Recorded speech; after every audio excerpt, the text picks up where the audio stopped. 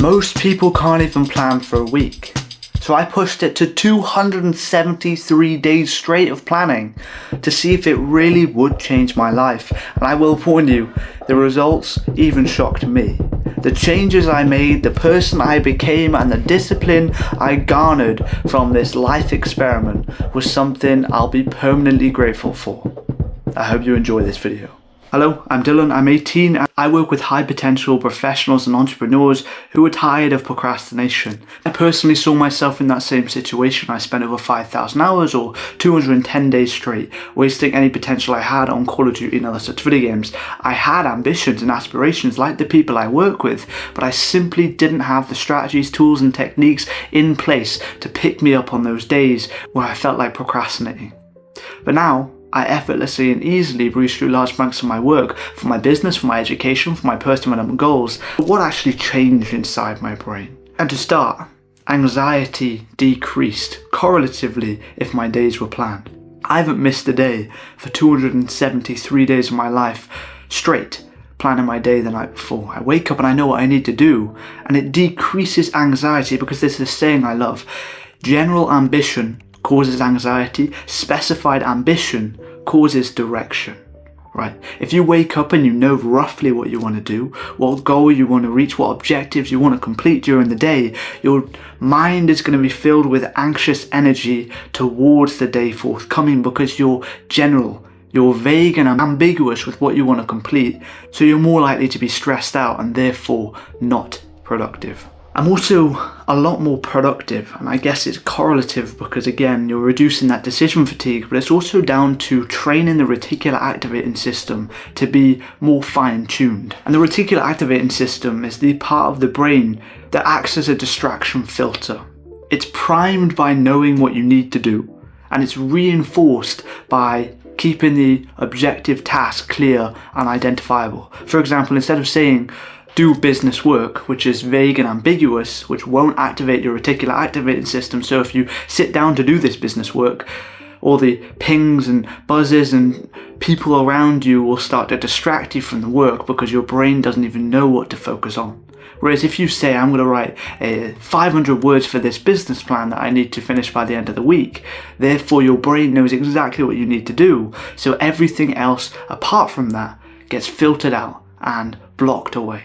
Continuing on, I also find it a lot easier to build habits. Across the last 273 days of my life, I've built many habits that I now consistently do. For example, having a cold shower every single day for 5 minutes plus.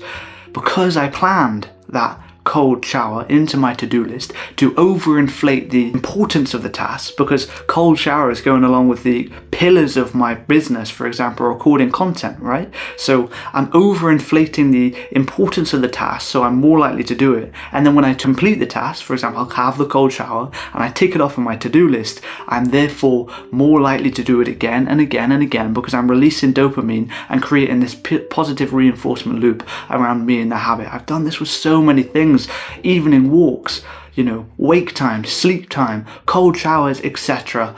I overinflate the task by putting it on my to-do list, by planning it in, and then I'm more likely to be consistent in completing the habit, so I find it a lot easier to do it.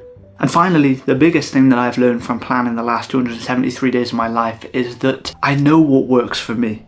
And the reason it's so effective is because I can look to my planner and I can see in the bottom my productivity rating for that day. And I can look across those 273 days and see the average or the highs and the lows of productivity and find what went well and what didn't. Did I overload myself with tasks that day that I physiologically couldn't complete? Or did I have more of a realistic bank of tasks to complete? On my days where I was most productive, what order did I do the tasks in? Did I go to the gym first, last, etc.? And how did that affect my flow and therefore the productivity rating of the day? It's been key to understand what productivity means to me and what actually works to get me to do the work I say I'm going to do every single day of my life. But for the final part of the video, as promised, I will be teaching you how to plan your days like me to be this consistent in doing it every single night before you sleep, so you wake up the next day with this specified ambition to lead you and direct you towards productive success. And how do we do it? It's very simple. You need a priority, and I like to imagine the priorities as the mission of the day, the overarching theme, right? So the priority of today for me is content recording. I'm going to record all the content for the week, batch record it so I can edit. That's the overarching theme. And then the to-do list section, the objective section, is record video 1 about day planning, record video 2 about brain chemistry, record video 3, etc, etc, etc. And that is the to-do list. And then add in the self-improvement habits, for example, going to the gym. I've just gone back from the gym myself. I have a client meeting later, and fill in every other task. But you need the overarching theme of the objectives. So for today, content recording day. And then the to-do list is the task you need to do to reach that overarching objective, and then fill in everything else you need to get done. I'd also recommend you have this productivity rating system at the bottom so you can record from 1 to 10 how productive the day was, so you can go back in time and review what went well, what didn't go well, etc. But if you want to save yourself the trouble and get a pre-made, high quality, scientifically backed physical planner, then there's a link in the description for it. However, there are limited copies, so you probably need to act fast because they might be sold out by the time you get there. But that was it. That was what 273 days of planning and tracking my tasks did to my brain. And I hope you found it insightful and found some inspiration to start your own productivity journey. And again, if you do need help, subscribe. And I look forward to seeing you in the next video.